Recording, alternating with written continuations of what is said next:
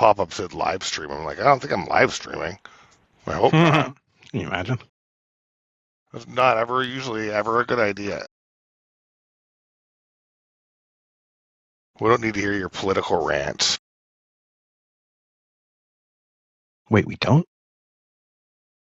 Nobody's gonna understand it. It's all UK stuff, British stuff. Nobody knows about Harry Truman or whatever, whoever the PM is there. Yeah, that's it. Nailed it. That's exactly who it is. Who is the PM there? I don't know, some Indian guy now. You don't know. That's funny. Welcome to KayFabe Wrestling Talk. This is where you come to hear how wrestling should be talked about. Can't you vote in that thing still? Yeah, I can. Yeah, you can, right? Here, like you just go somewhere. Yeah. I signed my name as Sir Keir Starmer.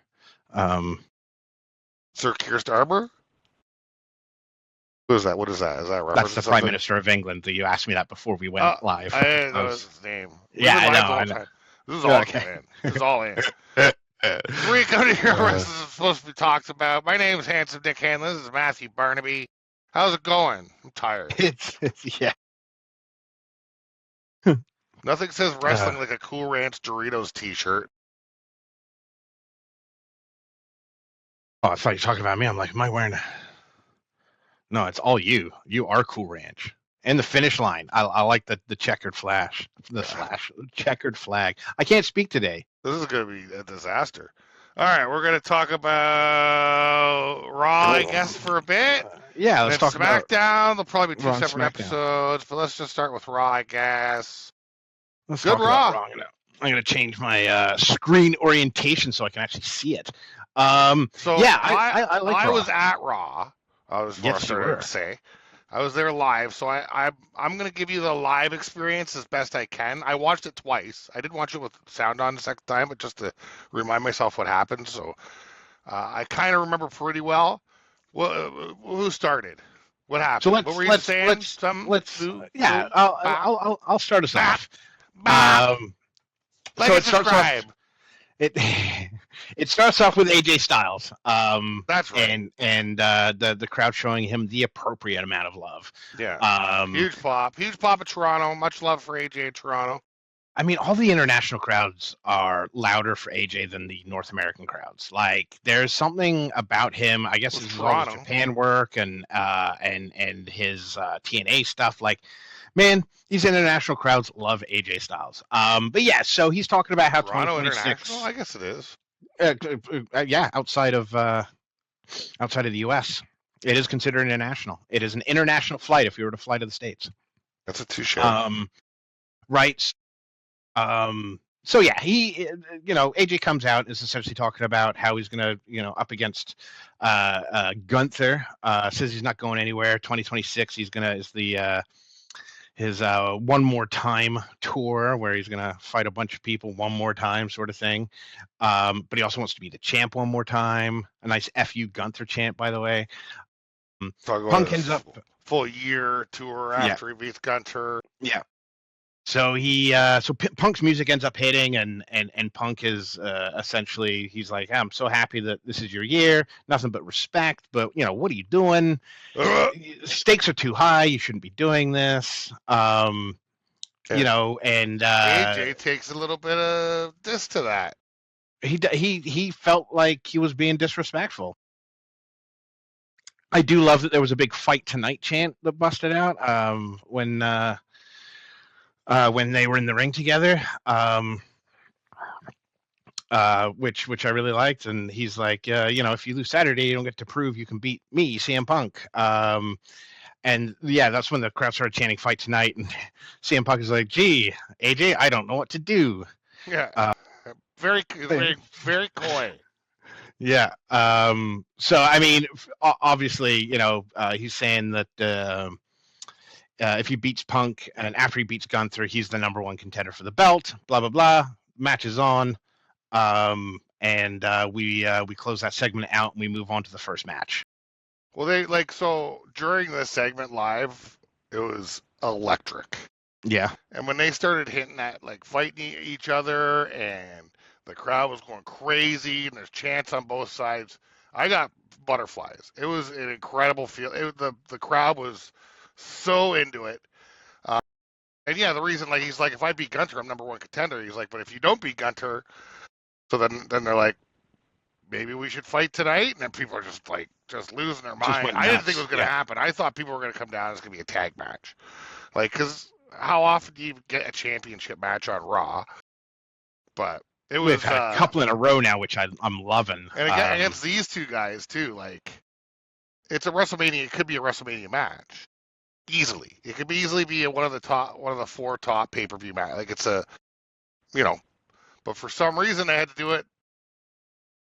You know, we've all watched the Rumble by this point, but for some reason they had to do it tonight because, you know, the crowd was into it. So yeah, it was electric. I feel like a couple of AJ's last few matches were rushed to put together. You know, the Shinsuke thing came out of nowhere as well. So I mean, whatever. So you gotta milk that juice boat or whatever. well, you would. That's exactly what they say. Milk the juice bone. But yeah. So this brings out our six-woman tag match, which was Judgment Day. So Liv Morgan, Roxanne Perez, and Raquel Rodriguez versus Io Sky, Rhea Ripley, and Stephanie Vaquer. I'll tell you what, you thought CM Punk and AJ Styles got a pop. So I was going to ask because it came across on TV amazing. What a match. And there was so much going on. I could barely keep up in typing some things out. But I will say, like, it was move after move. Exciting. Crowd was going nuts. It was super exciting. They're doing that European guy or whatever. I don't know how to do that. But you know the thing they did for Roman back in, you know, Io Sky. that one. Io Sky. Yeah, it was great. And the crowd was really into it. I was really into it. And the hot tag on Rhea, like, believable. People were just which ends up getting climbing the walls at that point. Yeah, and she ended up getting the riptide on Roxanne for the 3 count. You know, Io, Rhea, and Stephanie won the match. But man, I was super into this match. Thought it was fantastic. How did it come off live? Because it looked great on TV. Yeah, it was electric. It was fun. It was great. It was fast. It was just like you said. Like, there were points where I'm like, this is amazing. Like, such a good match. Like, I don't know why people want to put on a good show for Toronto. They just do. Maybe they're like, you know, at least we can wear our skimpies and we're heading to freaking Pants Land now. So let's give them a good show. Let's do Pants Land.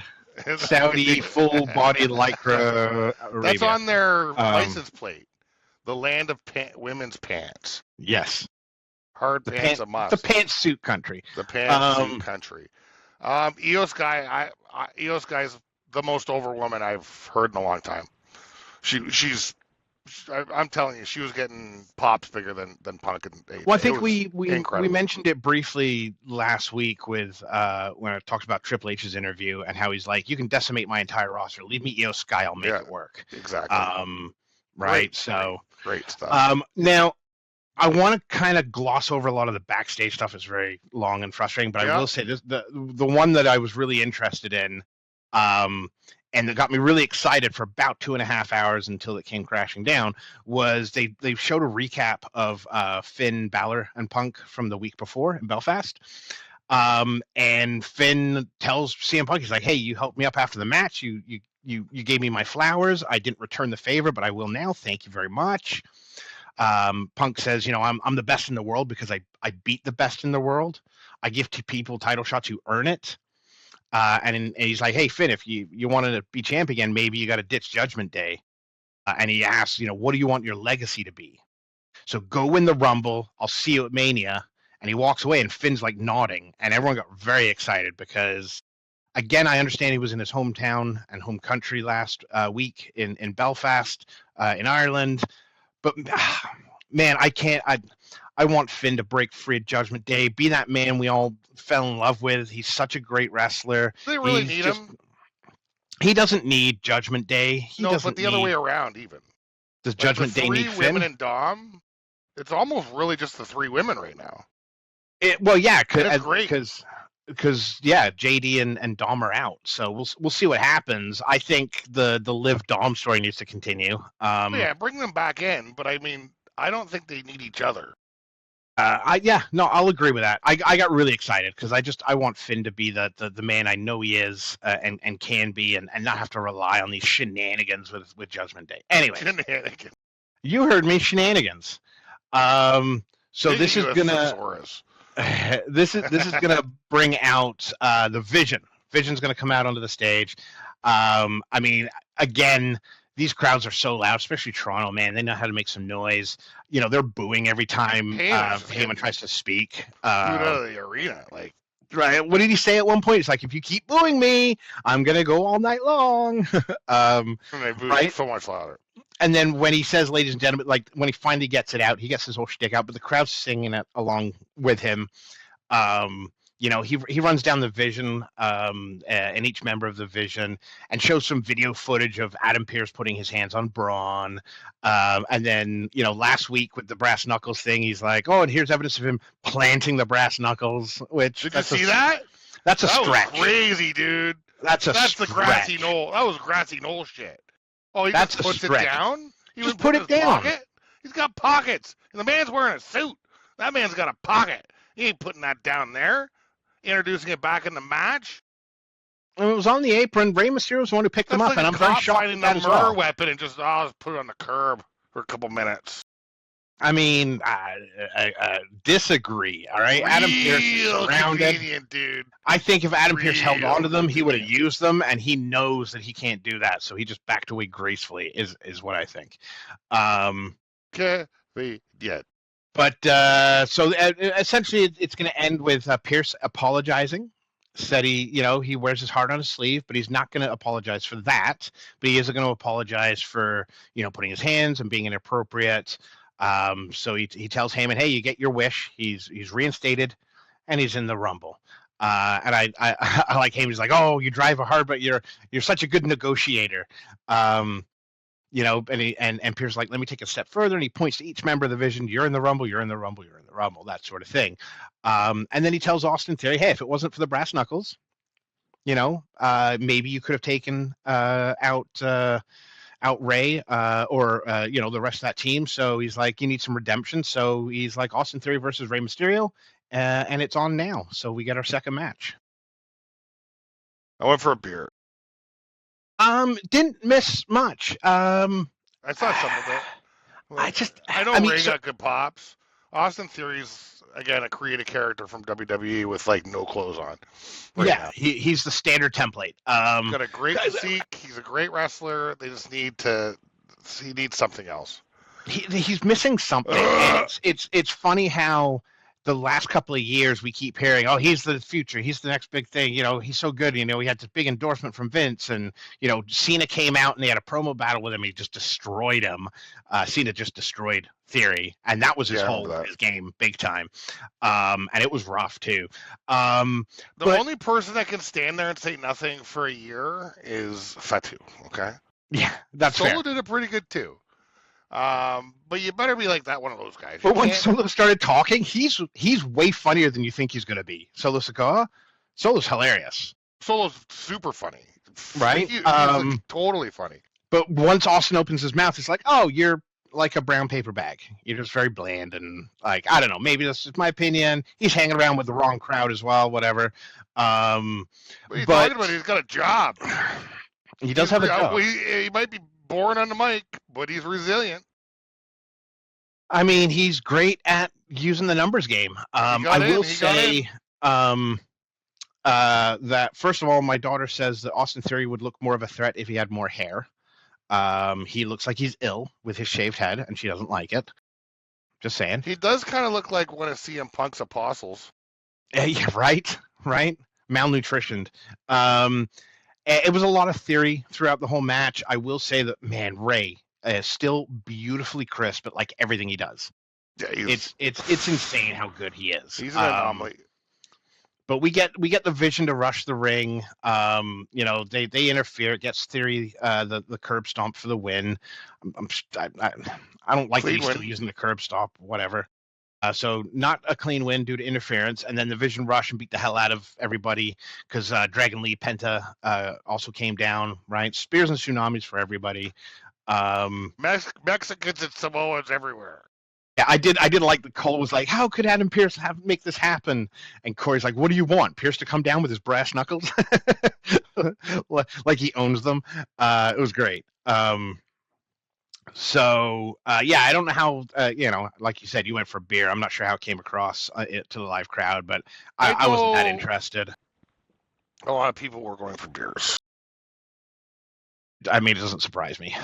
I mean, everybody likes Mysterio. It was cool to see Mysterio, but I don't know. All right, what's next?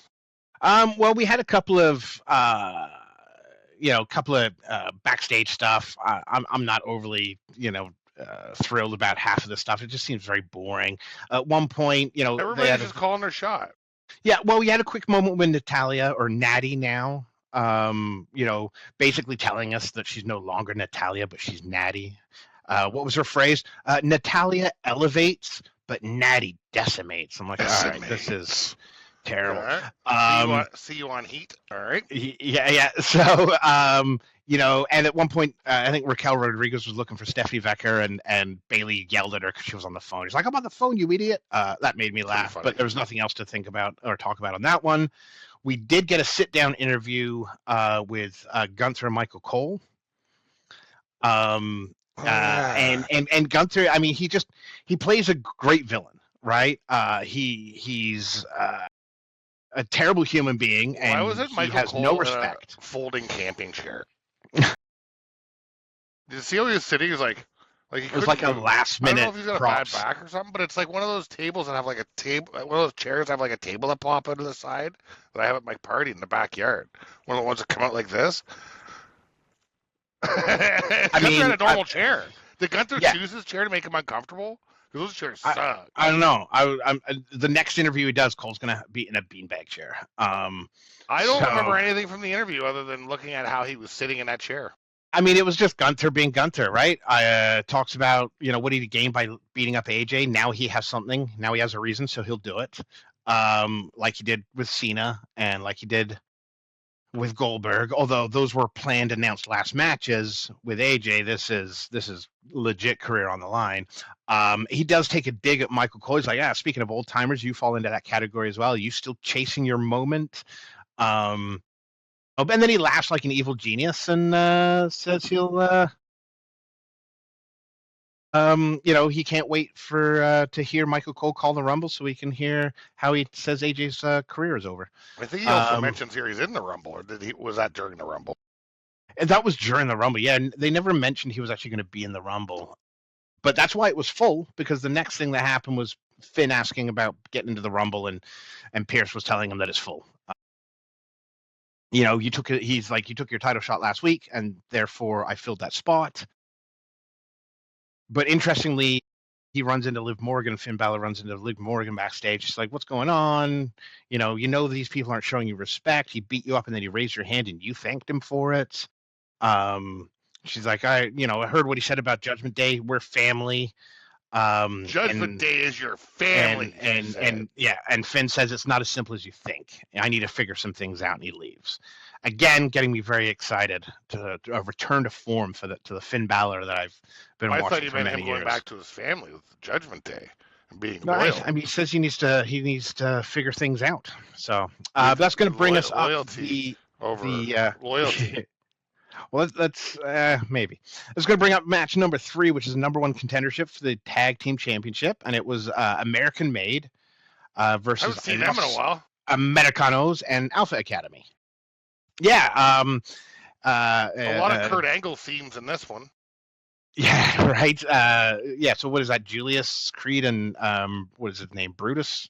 And it's weird during the Mexican theme they go ole. I think that's like Spanish. Isn't it? Isn't that like bullfighting? Yes. Ole! Do you say ole in Mexico very much? I don't know.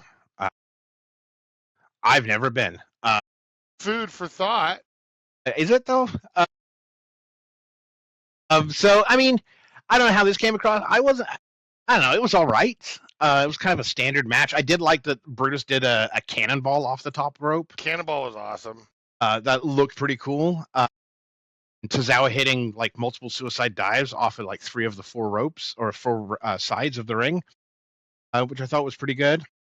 The Mexican gimmick's done. Get it. Go away.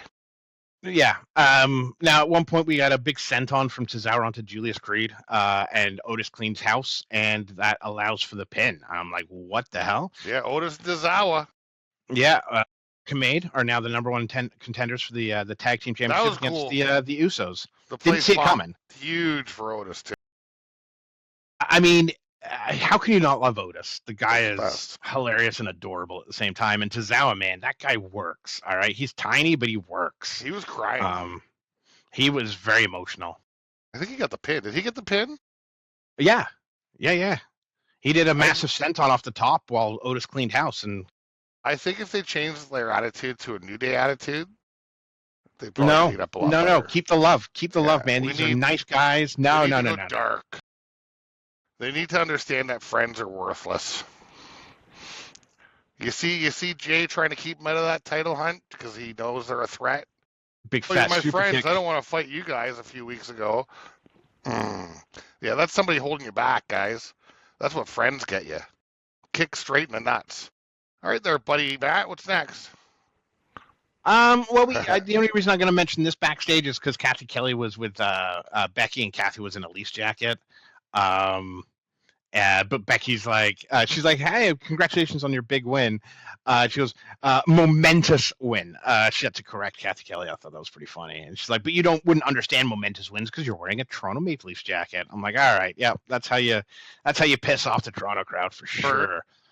Talks about being in the Rumble. Now again, Becky's newfound attitude, I'm not digging it at all, right? She's cursed, she's mean, she's rude. I will say, and I hate to admit it, Kairi Sane came up with Asuka, and Kairi says to Becky, you're not ready for Asuka.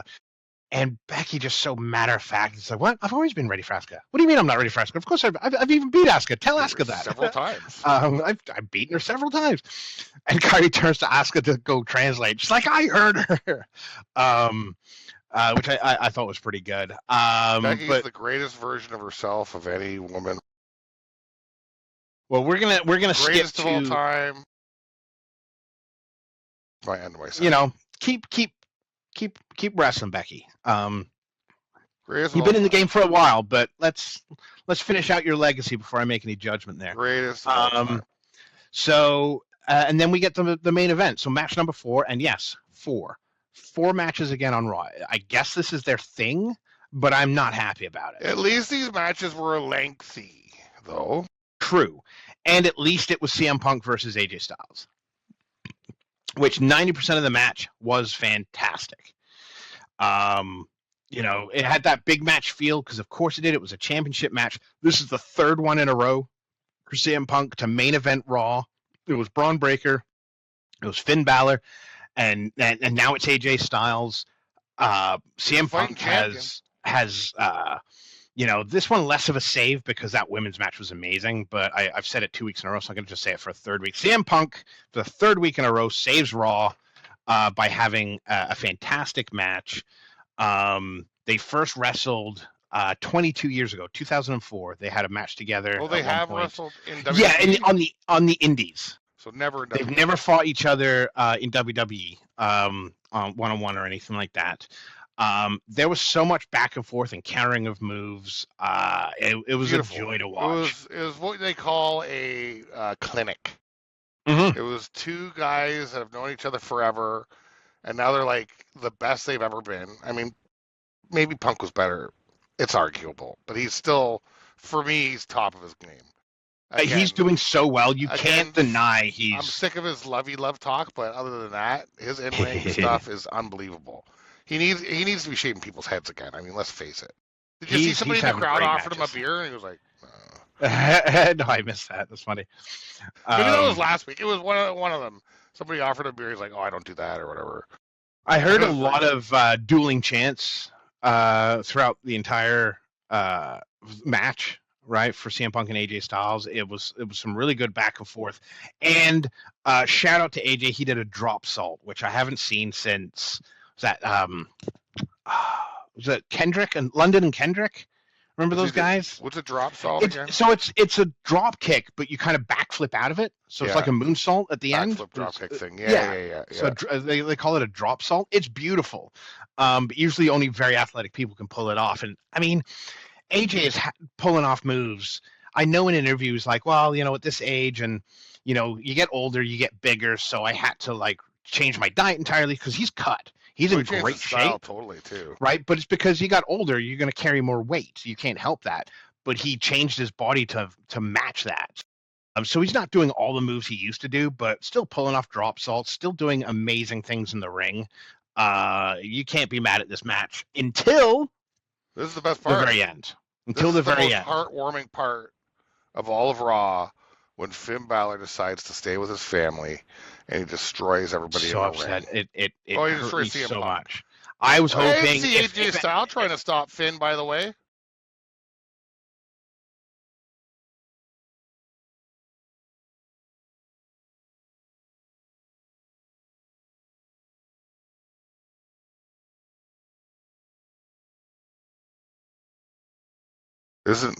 Didn't he do it the right way? His loyalty to his family. This is how children should be. He's loyal to his family. He's respectful to women, and he beat the crap out of CM Punk. Does not make me happy. Match. This does not make me happy at all. It's called loyalty. I will say though, Finn starts a beat down and hits a kind of a nasty looking coup de grace, but he climbs back up and does another one on Punk's ribs and the side of his. Oh my God! How we that did 3 in a row, right? But that second one was. Yeah. He did 3 in a row. The second one landed on Punk's side. I don't know how you do that without like. He's pissing blood for a week. His kidneys are shot. I don't know. Nice enough to flatten him out for the third one. He's like lay it down. Like nasty, right? So, and that's how Raw ends. I mean, it looked terrible, but so there's Finn standing tall over a very downed and in pain CM Punk, and Cole reminds us of what Punk said earlier: is like, what do you want your legacy to be? And apparently, this is it. Being a Judgment Day scumbag is Finn Balor's legacy. Yeah, who's listening to Michael Cole? He's an idiot. He doesn't know what he's talking about. Have you seen his match? Did you see how he was sitting with Gunter? Did you see him on that chair? What was happening? Yeah, he was sitting like this, as straight as you could sit. It was insane. Very odd way to sit ergonomically on an ergonomically incorrect chair. Goddamn serial killer sits, for crying out loud. He didn't look at that chair and go, "Is this the only chair you got?" before they started the interview. Apparently not. I'll just sit on that thing. Yep. That's the whole. This is how I sit now. I know you're very caught up on this, hung up on this chair thing. Overall, I will say like there's some really good matches. The main event was good. The women's tag was phenomenal. Best match.